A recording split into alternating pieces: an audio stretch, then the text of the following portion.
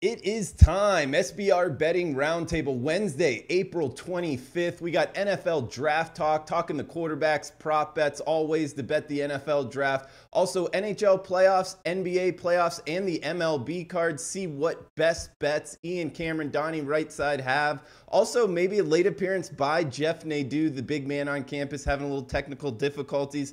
Guys, let's go right around the horn. What's on your mind? We got NFL Draft tomorrow, big MLB card. Donnie Rightside, find him on Twitter at RightsideVP. His work at DonnieRightside.com. Donnie, welcome in, man. Yeah, hey, the Flyers got dropped out in the playoffs, but we still have the Sixers. Imagine saying that after all these years in Philadelphia. We still have the Sixers alive in the playoffs in round two. It should be a lot of fun. Last night they closed out the Miami Heat. But a great time of year, as we say it all the time. The end of April, the changing of the conditions here in the Northeast. Maybe we won't get so many rainouts in the month of May and actually get some temperatures above 60 degrees. But a good time in Philadelphia. The Phillies, albeit last night, didn't put on a good performance against the Diamondbacks, but they've been good as well. Things are looking up in the city of Philadelphia, but a lot to look forward to. I know a lot of people mind and focus this week on the NFL draft. That should be a lot of interesting stuff in the top 10 to see some of those moving parts with quarterbacks. Last week was able to pick up a positive number, plus 105W on my play of the week. Also have a nice juicy one tonight that's going to be a plus money winner. So stay tuned for that later in the show. But Drew, happy to be here with Ian. And one thing, I know Ian's going to like this. As Naughty by Nature said, there's not four people in here. This is the three-man threat. What you see is what you get.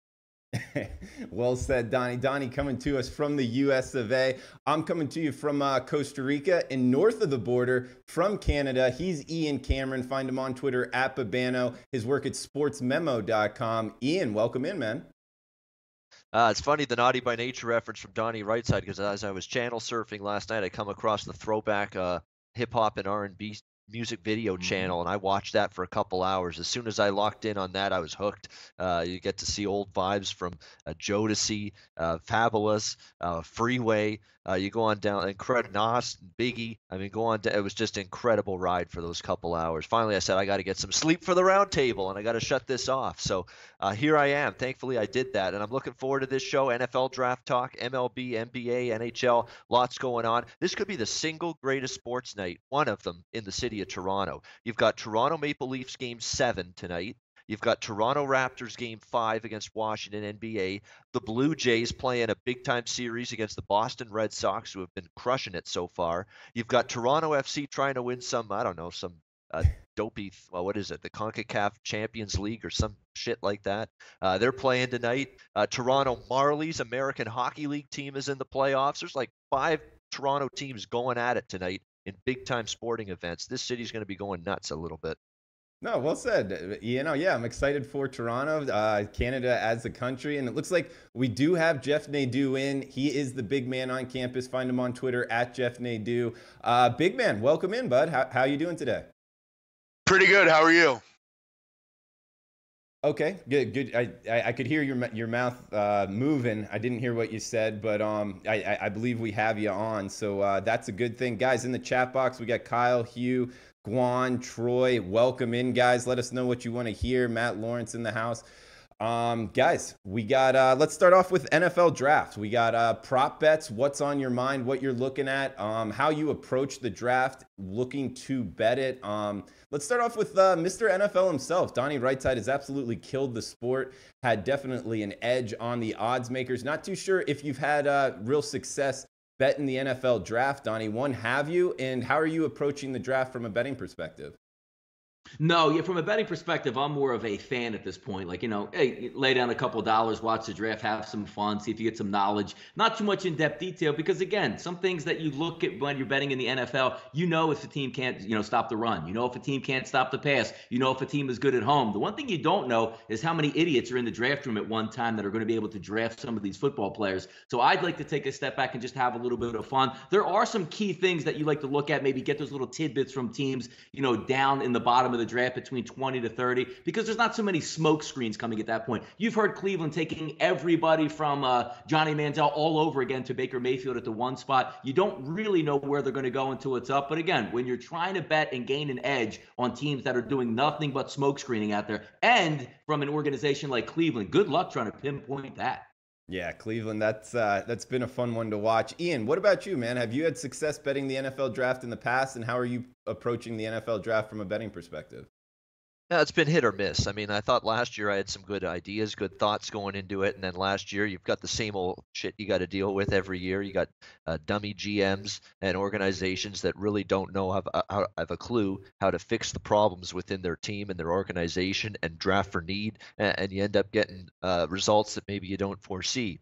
Nevertheless, we're going to poke around it again, the NFL draft this year, see what we can come up with in terms of prop bets, just some kind of rough idea of what teams 1 through 30 are going to end up doing here in this draft. One thing that does bother me is, do we need 9 million networks showing this damn thing?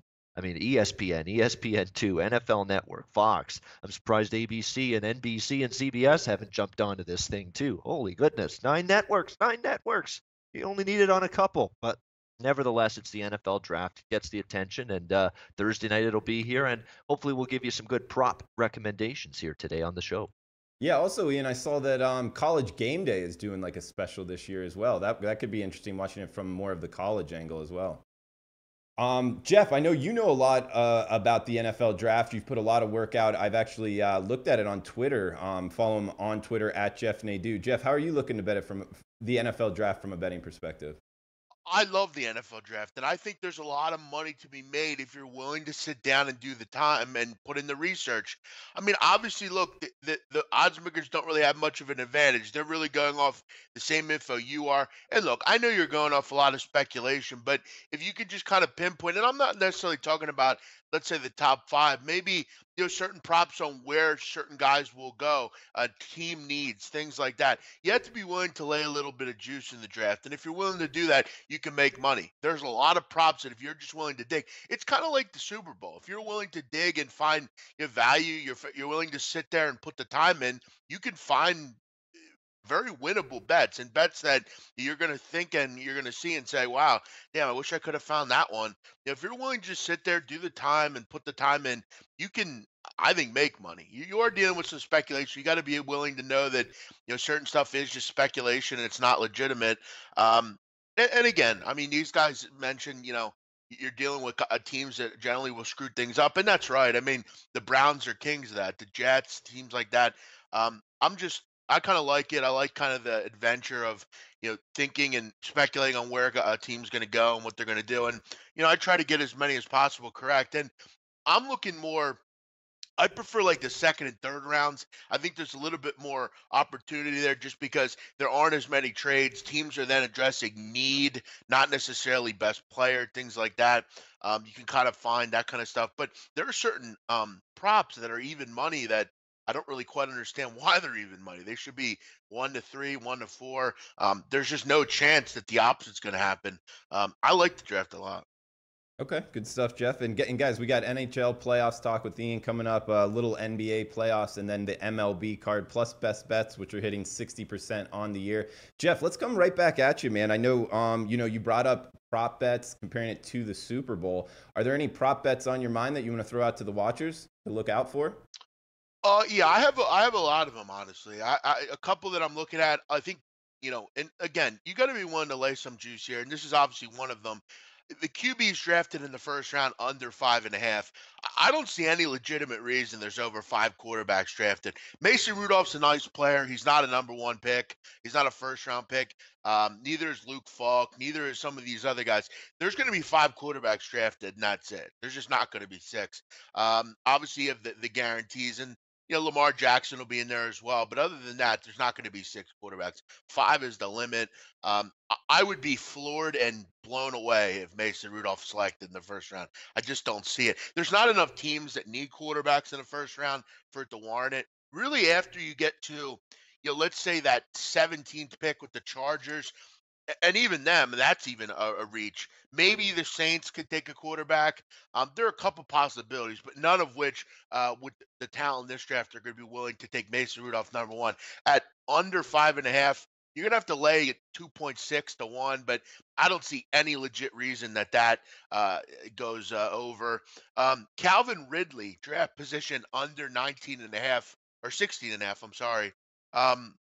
I think that's a good one as well. I think he's obviously the best receiver in the draft. There are obvious teams in the top 16 that need a receiver, i.e., the Cardinals, You could look at the Baltimore Ravens. You can even look at where I have them going to the San Francisco 49ers at number 9. I think there are 3 or 4 teams that need a receiver. That's one I'm very high on. And I'll just throw out one more. Big 12 players taken under 2.5. There's one, and it's Baker Mayfield. Maybe you could throw in Connor Williams from Texas. I could see him going. I have him late in the first round to the New England Patriots. But other than that, I think there's 2 tops, probably one. Under 2.5 is a real good one. I'll post all my props on Twitter, and I have more if you want. But those are 3 that I think are real easy ones. Okay, yeah, we'll come back to you for more and also some more QB talk. And that was under 2.5 Big 12 in the first round, right, Jeff? That's correct, yes. And, you just got to kind of look at what Big 12 players are available. And Baker Mayfield's the only legitimate one. Like I said, Connor Williams in Texas, the offensive tackle, I could see him first round late, but that's about it. I think it's 2 max. Okay. And Ian, seen you on Twitter at Babano talking about it as well. What do you have for prop bets? Anything on your mind, NFL draft prop bet wise? The quarterback thing is interesting because I'd be hard pressed to see more than 5 quarterbacks as well. I'd be more inclined to look maybe in a quarterbacks in the top 5 prop to go over than for the entire first round, because I think you're going to see a lot of quarterbacks early, and then you're going to see not so many of them late. I think it's an interesting prop that's out there. Let me see if I can. The one that was kind of interesting to me is the Bradley Chubb prop draft position. I think the under 4.5's got a shot there. I keep hearing there's a decent opportunity for the Browns with their second pick of the first round, that number 4 pick, to come in with a Bradley Chubb draft selection. Although, you're relying on the Cleveland Browns to do this for you. I understand that. That's not always easy, but that's the one that kind of makes a little bit of sense to me. Maybe looking at that under 4.5 for Bradley Chubb, his draft position. You've got a lot of interesting ones. I think wide receivers is one that I'm kind of interested in looking under 2.5 here. I mean, I think it's a position where I don't think it's as great and deep wide receiving core as it's been in the years past. So just in the brief, I'm looking at those 2 in particular. Wide receivers drafted in the first round to go under 2.5 minus 150, and then the Bradley Chubb prop, which is under 4.5 draft position, which is I'm looking at Bet365 right now. It's minus 138, but it's in that range. Again, it's not big juice, just moderate range, but I think decent little positive expectation wagering opportunities for me with both of those. Okay, and we got Adball in the chat box saying MLB, let's go. It is coming up, Adball, but we're getting NFL draft first. Donnie, what about you, man? What do you got for prop bets NFL-wise? Yeah, it's interesting. Coming from a Philadelphia perspective, Jeff would also let you know, but we're usually drafting 15, 16, 17, 21, or 22 at this point. So, a vested interest in the Eagles is doing a lot of mock drafts that I typically do. Who's going to fall to us? We usually have 5 or 6 positions that we would like to fill. Since we're drafting 32, that sort of energy level is a little bit died down because you're just going to take the best player available at 32. A lot of people anticipating the Eagles maybe even to trade out of the first round. But if we're taking a look for some betting perspective, Jeff is right. You have to be willing to lay the lumber on things that you see as a sure thing. Tiger Woods not winning the Masters, a sure thing. Yes, but you have to lay a lot of money to get down. I have 3 prop bets that are pretty high juice, and one just taking a flyer on the idiocy that is the Cleveland Browns. Number 1, I like Darius Geis under 32.5. You're going to have to pay 2 to 1, which is minus 200 to get that, but I just think he's too much of a talent that somewhere around that level, 24 through 32, somebody's going to take a stab at a running back at that instance. Number 2, Barkley under 5.5. Saquon Barkley to be picked under 5.5. That's minus 500. I can't see him slipping back to 6. He is a supreme talent, even though the New York Giants would have to, if I was an owner of the New York Giants and my GM drafted Saquon Barkley number 2, I'd fire the entire front office. Number 3, over 1.5 running backs in the first half. In the first round. It's like Darius Geis. That's sort of a little bit more insurance on there. Maybe if Sony Michel steps into that 28, 29, 30, 31, 32 spot, you can get insurance because there are 3 running backs that could technically go overall in the first round. And then I'm going to go with a prop bet and take some plus money here, plus 225. Josh Allen, number 1 overall pick, because who the hell knows what Cleveland's going to do? I'll take a flyer on that. Interesting, Donnie, because my next question was going to be most overrated player in the NFL draft, in your guys' opinion. And I was actually going to say, I don't disagree with your opinion, taking a flyer on a big plus price with with Josh Allen going off the board number 1, but also watching his tape from Wyoming. I mean, what was his completion percentage against those defenses? Not really a lot of game time overall. You know, he was a JUCO guy, kind of not a highly recruited guy. That's how he ended up at Wyoming. And if you remember, the success he had was actually 2 years ago when Wyoming was more ground and pound with a great defense in that league. So I actually think Josh Allen might be a little bit overrated, but I get your argument with taking a flyer because Cleveland, you know, who knows what they're going to do. One, what do you think about that argument? And also, do you have maybe an overrated, most overrated player in the NFL draft? I mean, if we're looking from like an overrated position at the quarterback, I mean, there's two guys. I mean, it's hard to say who's underrated with some of the young kids. Going to bustability is the word I like to use. Josh Allen is really high on that. But also, if we're looking at that as well from an even higher perspective, which a lot of people think is going to go number 1, I think Sam Darnold has a huge bust factor in this because in the NFL, I mean, yes, the kid has a ton of talent, but when you're playing at USC, you're playing with all 5-star players at running back, at offensive line, at wide receiver. How can you turn the ball over that much, especially against inept Pac-12 defenses? That is certainly a red flag for me. I don't get all the Baker Mayfield love. Yes, he's a leader. Yes, he's going to go out and drink beers with the offensive linemen. They like that. He's, you know, going to be outspoken, but also he's still a short quarterback that's going to be in the pocket. And we'll see. Again, it's the Big 12. Nobody plays any defense there also. So if we're taking a look at that perspective, those are the 3 guys that I'm looking at. Okay. And Big Man, do you have maybe a most overrated player in the NFL draft?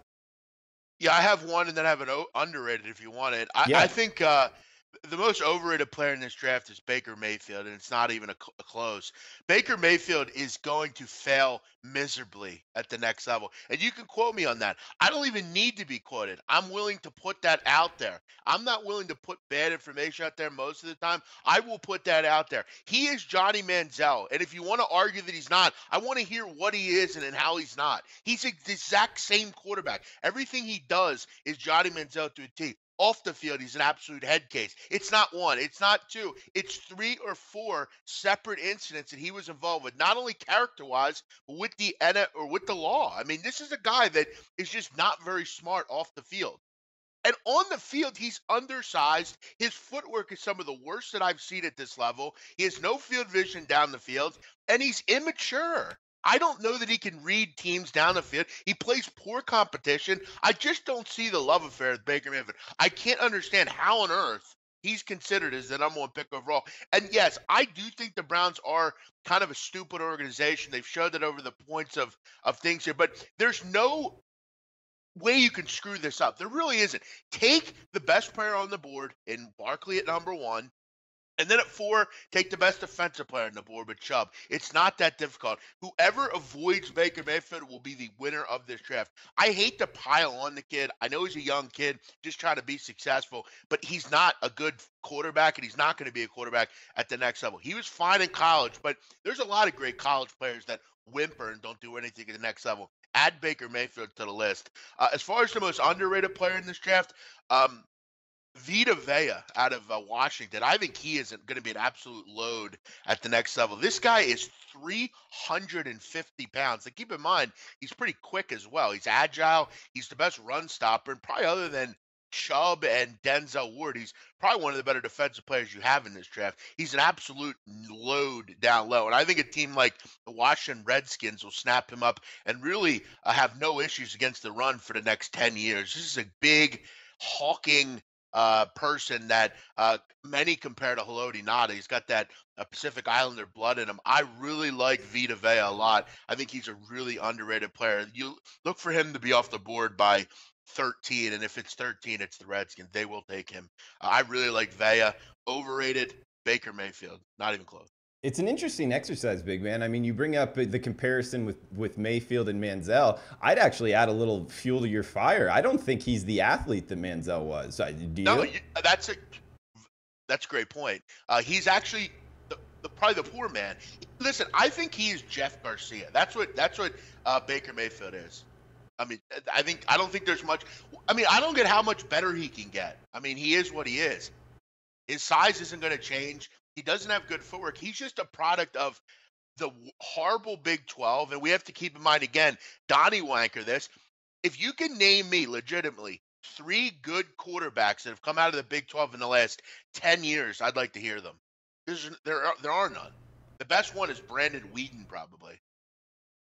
Seriously, the league is complete shit. It's the worst league in the history of college football. There's nothing to like about the Big 12. It's just a bad league, and it produces bad talent that's generally overrated. You're totally right, Drew. That's a really good point. Real quick, the best quarterback in this draft, and it's not close, is Josh Rosen. I am blown away that he is not the number one pick, and Sam Darnold is. Josh Rosen is an elite quarterback. There's nothing wrong with him. He's got no weaknesses. The fact that he's actually being vilified for maturity, come on, man. I mean, Baker Mayfield isn't. I mean, Josh Rosen is an outspoken guy. I think Denver will be, if they can get him, I think that'd be a great fit for him. But I think he'll go to the New York Jets. Josh Rosen is the best quarterback in this draft. Baker Mayfield. The amazing thing about the guy I don't want. The amazing thing about Josh Rosen is he didn't have the offensive line. Yep. Sage Rosenfelds and Vince Young from the Big 12. Give you a little laugh there, big man. Oh yeah, jeez. Yeah. Go for it, Ian. What are your thoughts on, I guess, the quarterbacks? Well, Rosen didn't have a great offensive line to work with. He didn't have elite skill position talent to work with in UCLA. He certainly didn't have good coaching to work with Jim Mora Jr. at the helm all those years. So, Josh Rosen to me, I think, did decent at college with UCLA with not as much to work with as, say, a Sam Darnold, who had that great talent around him at USC. That was not always the case with Rosen at UCLA. So that's things I look at. Just in general, one thought process I'm looking at with players in the draft. When I'm looking at the defensive side of the football and defensive players, I'm more inclined to really like some of these players on the defensive side of the ball that were good, that played in the Conference USA, the AAC, conferences like that where they're high score, Pac-12 even, where they're high scoring, but if I can find a good defensive player from a conference like that where defenses are very, very suspect to begin with, that's definitely something I'm looking at, because if you're a high quality player and you prove that at the college level in a conference where you're facing really tough offenses, really high scoring teams week in and week out, that could be a little bit of a benefit to you trying to make that next jump to the NFL. So I have my eye out for some of these players that play in these smaller conferences that have to deal with these tough, high scoring, potent offenses week in and week out that have proven that they can play solid defense despite playing in a conference that maybe isn't known for it. Guys, good NFL draft talk. We got NBA playoff, NHL playoff, best bets, and MLB coming up. Let's just close out the NFL draft talk. Maybe final thoughts, conclusion, and also Jeff and Donnie, any Philadelphia Eagles talk you want to throw out there? Donnie, start us off. Yeah, with the Philadelphia Eagles, I'll start with that. You're drafting at 32. Just take the best player available. When has trading back or trading down ever worked out? Stay at 32. Take the best player at that position, whether it's a running back, a linebacker, whoever it might be. I can't stand, let's trade out of 32 and pick up an extra third-round pick who's going to be some backup linebacker. Pick 32. That could be a starter for your football team, even if you are the Super Bowl champions. And just going over 1 through 5 in the draft as a last thought, I'm really looking forward to see where some of these teams go, because Cleveland can really help themselves, but I just don't want them to be stupid. I think that overall pick number 1 should be a quarterback, and then you take best player available. If somehow Saquon Barkley slips to 4 or Chubb is at 4, that's the guy that you want at that position. I do laugh at the guys that say, well, why not just take 2 quarterbacks, 1 and 4? I really would get a kick out if they did that. The only wild card position here is when you're in the top 4, top 5. You're in the top 4, top 5 because your quarterback sucks. If you are the New York Giants with a shit offensive line and a shit quarterback, you do not go running back number 2. But I like to say, as an Eagles fan, I'm praying right now, please, Saquon Barkley, go to the Giants. Love it. Well said, Donnie. Ian, anything in conclusion on the NFL draft? Yeah, I mean, it's going to be an interesting draft for sure. The prop that Donnie mentioned, it's actually one I'm going to bet. I didn't mention it because it's a little higher juice, but I'm on board with that. We're running backs drafted in the first round over 1.5 minus 200 is what I'm seeing out there. Yeah, it's a little bit pricey than I like personally, but if I'm going to go with a higher juice prop in this NFL draft, that's one that definitely stuck out to me, is that running back one over the 1.5 minus 200. I think we're going to get 2, possibly 3 running backs going in this first round. So just wanted to add that one in. All right, thanks, Ian. And Jeff, anything in conclusion on the NFL draft betting wise? Yeah, I think Donnie Rightside does make one good point out of his point there. The Cleveland Browns have a lot of ability to help themselves.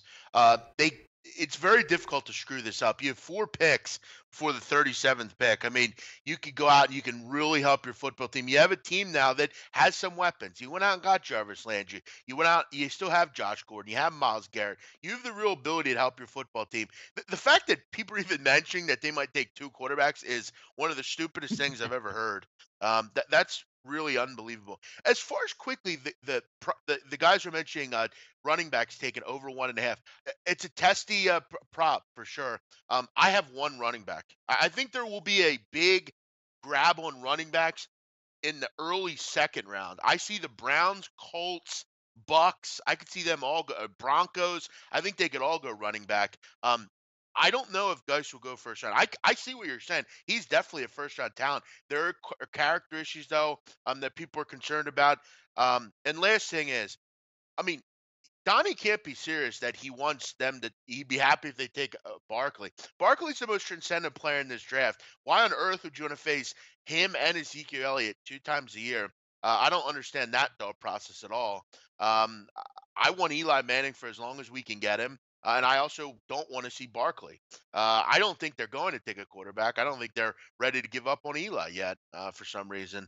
But I don't want to see Barkley. As far as the Eagles are concerned, I think it's Cortland Sutton. I think he'll be there at 32. If he is, they'll take him. If he's not, wouldn't mind trading out, getting a second or third round pick. They don't have any of those. Maybe get 2 second-round picks or third round pick. I don't know. But yeah, I don't want to see Barkley twice a year. I would hope they don't take him.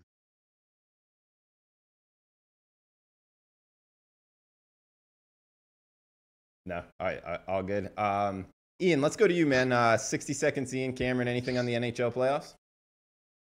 2 words, Game 7. Doesn't get any better than that, especially when you're talking NBA, NHL, baseball playoffs, the ones that have the playoff series year in, year out. Game 7, it doesn't get any better.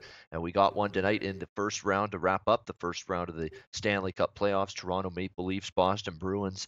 It's going to be an interesting battle. We've got the other 3 series sorted out. San Jose, Vegas, Pittsburgh, Washington. Yes, Crosby, Ovechkin for the millionth time in the playoffs coming up. Pittsburgh, Washington, Winnipeg, Nashville, which has the potential to be a phenomenal series in the second round in the Western Conference.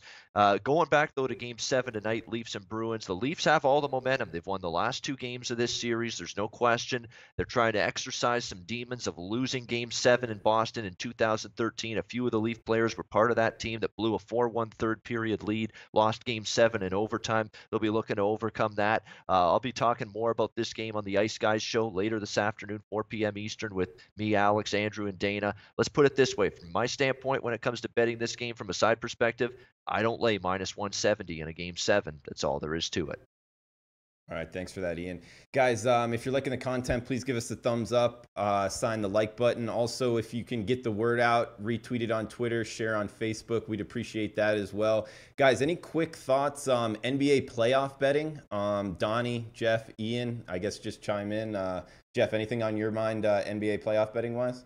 Yeah, I think it's, you look at tonight in NBA, very good, group of games, 4 games. Obviously some very good series here. A couple teams looking to close out. Are the Thunder, dead and buried, or are they going to come to play here at home in Game 5? I know we've talked about Donnie and I, Russell Westbrook's inability to seem to care about anything other than himself. I think he's really been affected by this Ricky Rubio stunt. I mean, he's kind of seemingly been all about trying to stop Ricky Rubio, not just trying to win and play for his team. Carmelo Anthony looks completely dated at this point. Paul George seems to have his eye on another team. They've seemed to give up, if you ask me. I wouldn't be surprised if they bow out right away tonight. I think the Toronto Raptors are an interesting game. Obviously, Ian mentioned the big night in Toronto. There are obviously some heavy hearts there. We saw and I know we've talked about emotion. I've talked about it. Donnie's talked about it. Most points of contention are worthless. Doesn't make a lot of sense to me. I don't think it matters. But there are certain situations. Look at last night. I mean, Philadelphia. That was a prime example. People, unless you live in this area or close to it, people don't quite understand what Meek Mill means to this town. And I know the rest of the world will look at it and say, well, who the hell cares? We do. And the fact that he was there, it was a pretty big whirlwind. I mean, he literally went from state prison to ringing the bell before the game. That's huge emotionally. The Sixers really kind of turned on. I know it didn't seem like it, but things like that are important. And I think in this case tonight, I think it might be worth another look. But Toronto, they obviously have some heavy hearts after what happened there. It's a fascinating couple group of games. I'm definitely looking at Indiana. It's hard to ever lay any kind of points with Cleveland Cavaliers. Like if I'm getting points, I'm interested. But look, as a favorite, this team is 20-45 this year. I mean, 20-45 as a favorite. I'd be fading Cleveland. So we got Teddy in the chat box saying Meek Mill is free. He's an icon. Jeff, I mean, real quick, can you explain to us what Meek Mill does kind of mean toward your city? Yeah, look, Meek Mill is he's like the Beatles. I mean, he's someone that was born in this city. He grew up in squalor in this city. He came up literally from the corner. I remember when I was, I don't know, 16 probably, and I remember Meek Mill. He had braids. I remember seeing him on the corner of 18th and Snyder in South Philadelphia in a cipher. If you know what a cipher is, I remember seeing him rap, and I remember the pain in his voice. I remember just the kind of kid he was. He was a skinny kid. He always rode a lot of dirt bikes. I'd always see him around. He was friends with a couple people that I knew, and he just always had that aura around him. He was just a great rapper, and he really grinded from basically the complete bottom. I mean, I remember when I was, in my early 20s, I remember seeing him at like on in West Philadelphia. There's a mixtape area where you sell mixtapes. I remember every week he would come there and drop mixtapes off, really grind. He kind of started from nothing. And he's really kind of the picture of what you are in Philadelphia. You kind of start, you put your time in. I look up to Meek Mill a ton because I know on a smaller scale, I've really tried to grow who I am as what I'm doing and get my name out there and just work harder than other people. And in this town, if you work harder than other people, people will buy in, people will love you. And the kids love him. He's a rapper. People love his aura. People love that he's made it. And he's obviously had some issues with law enforcement, some not warranted, and people look at him as a fighter, and he's from our town. People love that. We didn't care that he went to battle with Drake. We didn't care what happened. We were going to ride with him. And in this town, you're loyal. Donnie knows that.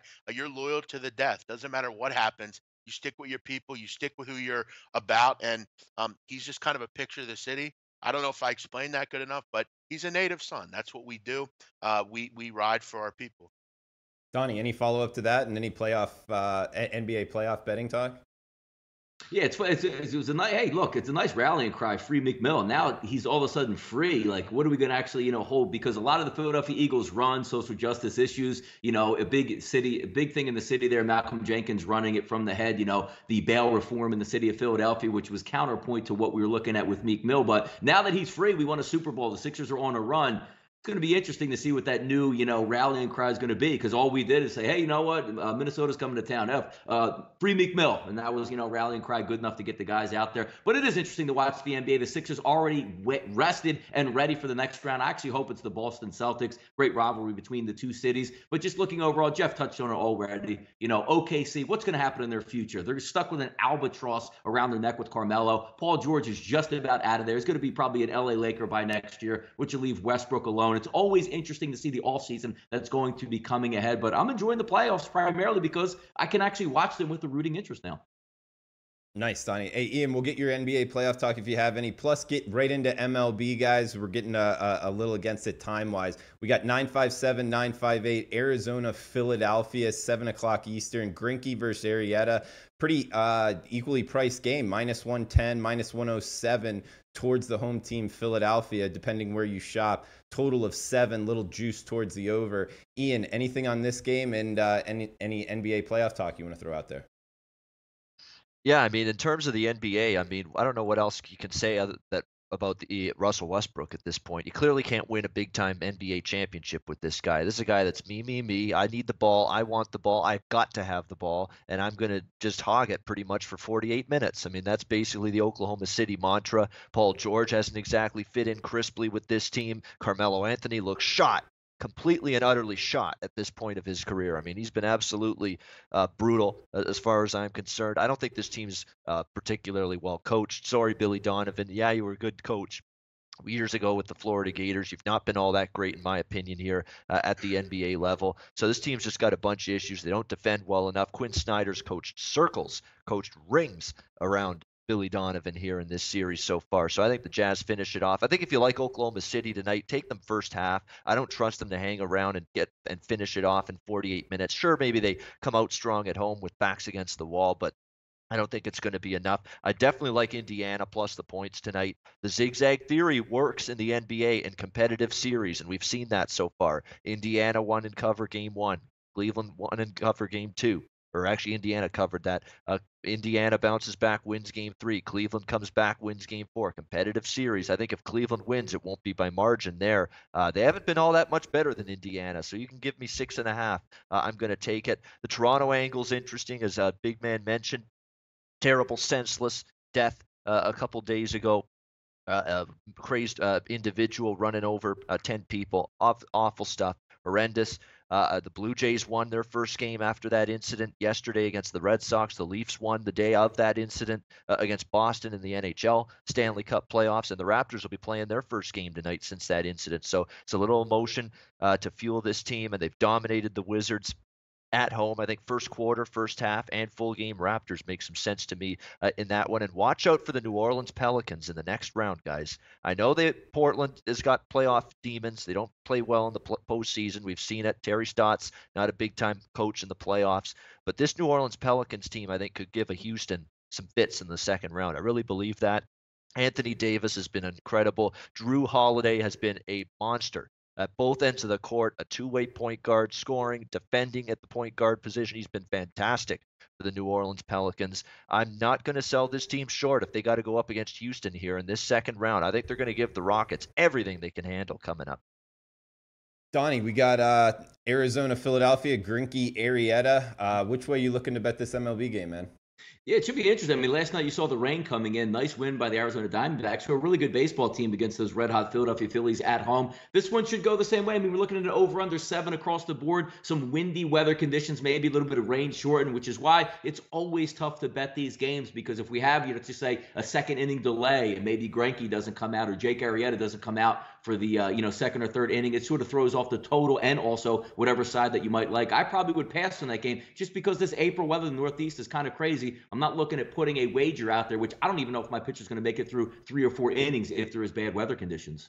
Okay. If no weather, though, Greinke versus Arrieta, do you have a lean towards which side you like? Yeah, I would lean. The Phillies play really well at home there, and you're getting a cheap price out there. I mean, Greinke, obviously known as a pitcher. Arrieta coming into his own now, being in Philadelphia. If you're going to tell me the Philadelphia Phillies are minus 110 at home, the way they've been playing, I'll take a chance on the Philadelphia Phillies tonight. Okay, Donnie leaning towards the home team, Philly. Jeff, what about you? Philly, Arizona, 2 good teams here, at least to this point in the season. Yeah, you're right, and I think by game time, I think the weather will be good. It's been raining; it will rain all day. I think you might be good, but Donnie makes a good point. If you have an issue where you're delayed, I mean, you're going to get bullpens for 6, 7 innings. But I think in clear weather, it's a tough game. I mean, this is a really good matchup between 2 teams that have obviously had nice starts to the season. The truth of the matter is, though, the Arizona Diamondbacks have owned the Philadelphia Phillies lately, and I get we could point out, well. Those are much worse Phillies teams. Arizona has won 11 of 15 against the Phillies, and Zach Greinke has pitched magnificently. This is exactly the team that Zach Greinke probably wants to face. Zach Greinke has not had a particularly great start to the season, but he has been very good in his career against the Philadelphia Phillies. But Jake Arrieta has been magnificent as well. I think this is a Stone Nuts under game, but you look at last night, I thought it was a Stone Nuts under game, and it still went to 12 runs. That's a small ballpark. Strange things happen there. Gun to my head, I would go under the number. I just think both these pitchers are going to throw a nice game. Arrieta's off a flawless performance. Both bullpens are very good. These are 2 teams that have very good bullpens. I was going to bring up the Phillies and a team to bet on. They're definitely a team with really good offensive numbers, great pitching numbers as well. I'd probably look under the number if I had to guess. Okay. So liking Philly bet on team and liking the under in that game. We also got 9-7-3, 9-7-4 Oakland, Texas, Graveman versus Pfister in kind of the later night game we're trying to do here on the round table. Total of 10, juice towards the over, minus 107 towards the side. Donnie, do you have any feeling on this game, 9-7-3, 9-7-4? Yeah, just looking at directly there when you're looking, both pitchers struggling a little bit, but I'll have this as my best play a little bit later. But I do want to Okay. cap on a couple things. If we were looking at, like a bet on team, A's would be one of those teams. Winners of 8 of 9 coming in, and the moderately priced A's. You're getting another one, a really bad baseball team with the Rangers. I mean, what are we looking at roughly? A pick 'em for the Oakland Athletics. Do I like the pitching matchup from both sides? No. But if you're asking me who the better team is right now that's playing better baseball, it's the A's. They won 8 of 9. They're hot. Again, you're not going to be laying minus 140, minus 150. It's basically a coin flip. I'll lean on the A's in this one the same way I would right now, the way they're playing baseball. It's really surprising, especially to see on the road. I don't know how much longer the Oakland A's will continue. But again, as I like to say every week, when you have the MVP on your team, you always have a shot. Ride the hot, fade the cold. I like it, Donnie. Ian, anything on this game tonight? Yeah, it's Oakland or pass. I mean, Oakland is a team that I had them a couple days ago. I had a little bet on them last night. Why not go back to it tonight with and Kendall Graveman has made a little bit, and this is a guy that I've actually been betting against a lot. However, he's changing his, I guess, a little something in his delivery and his mechanics, his arm angle, that sort of thing. A different kind of stance as he's testing out in terms of starting pitching right now, Graveman, and it started to work well a little bit the last start he had against Boston. So maybe a changing tide for Graveman, who really got roughed up early in the season.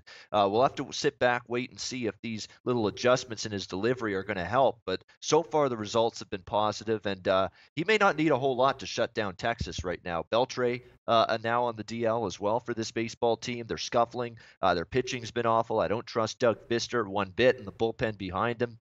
A, it's been overworked.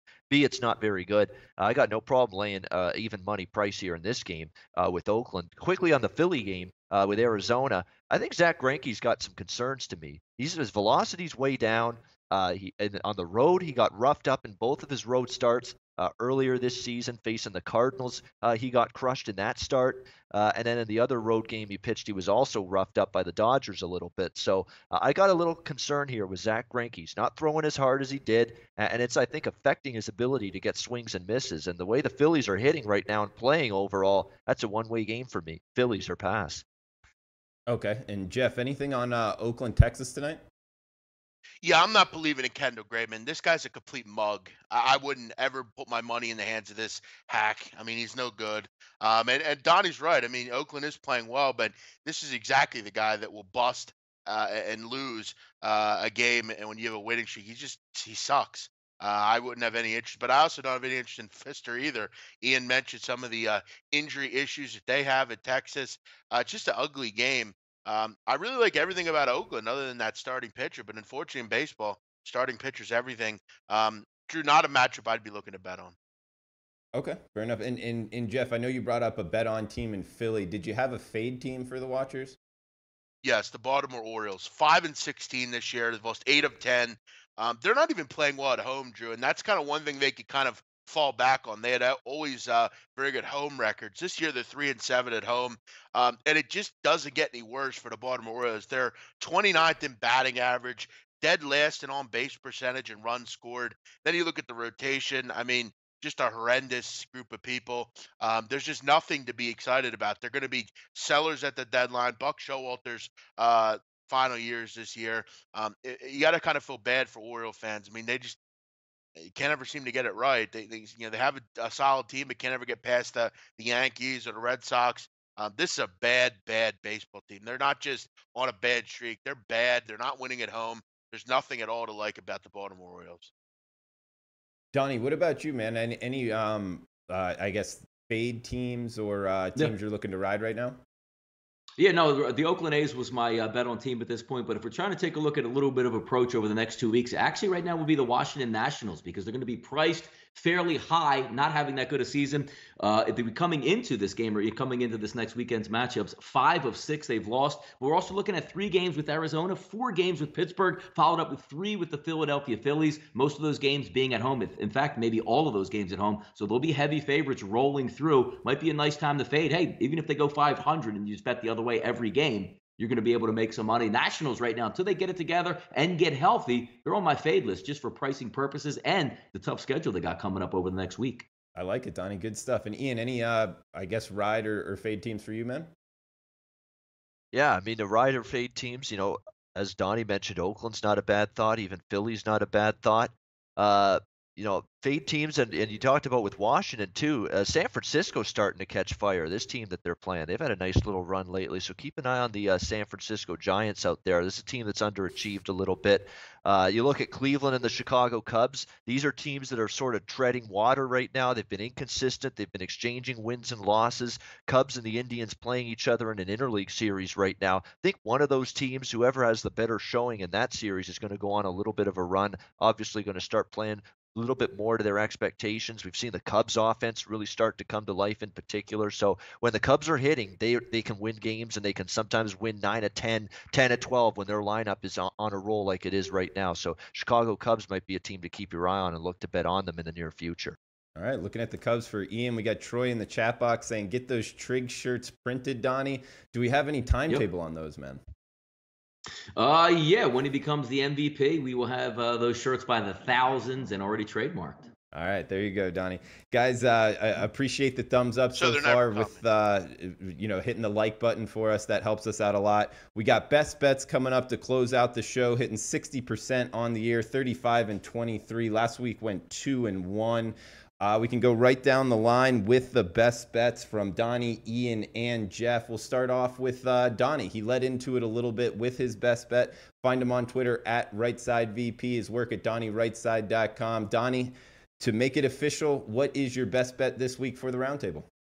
Yeah, let's go 973, 974. It's going to be Oakland and Texas. I'm not picking on a side here. I'm going to pick on a total here. And it does seem high at this point. Opened up at 10.5, now sitting at 10. And I'm going to explain to you why I like the over in this instance. And not only the over in the first 5, which sometimes I like to hit on there. I like the over full game. If we take a look at Graveman, only a 15% strikeout rate. And the reason why that feeds into it there is opponents are hitting 357 off him overall, a whip of 1.88. Batted balls in play, 373. So basically, he's not striking you out. So if you make contact in play, you're hitting 373 off of him. Left on base percentage. Some guys are very, can scramble around and get out of innings. 54%. That means just about half of his 1.88 whip every inning is scoring off of him. If we look at Pfister, not much better. Only a 20% K rate. 304 average against him, whip 1.61, and his batting average of balls in play. If you just barrel him up or put it in play, you're hitting 380 off of Doug Pfister, and he's only at 66% at keeping guys on base. So you say, great, why don't we just take the first 5? Well, it only gets better from here on out. Look at the bullpens there. Oakland's road bullpen, 5.05 ERA. Texas's home bullpen, 6.33 ERA. It's a little bit chilly down there, 58-59, once that game's going to end. But it looks like, folks, we're going to have wind blowing out down at Globe Life of 10 miles an hour. Bad pitchers, bad bullpens. Give me the over in the American League. Let's go over 10. Currently sitting at betonline.ag at plus 101. We're going to get a plus money out of this. I can easily see 11 to 12, maybe 13 runs scored in this game between these two pitchers. Nice, Donnie. Oakland, Texas over full game 10 plus money on that, plus 101 at BetOnline right now. His partner in crime, one of the most knowledgeable sports betting minds in the business, Jeff Nadeau. Find him on Twitter at Jeff Nadeau. He is the big man on campus. What do you want to go with best bet wise for the SBR Roundtable this week, Jeff? I'm going to go with a prop here in the NFL draft. You can find it on 5Dimes or NFL props. Prop number 134. Big 12 players taken under 2.5. I just don't see the second player over or over one player, really. I could see one, like I said, Connor Williams late in the draft in round 1. That's a reach, though. I think if the Patriots take him, that'd be the only feasible way. That there's 2. I do not see 3.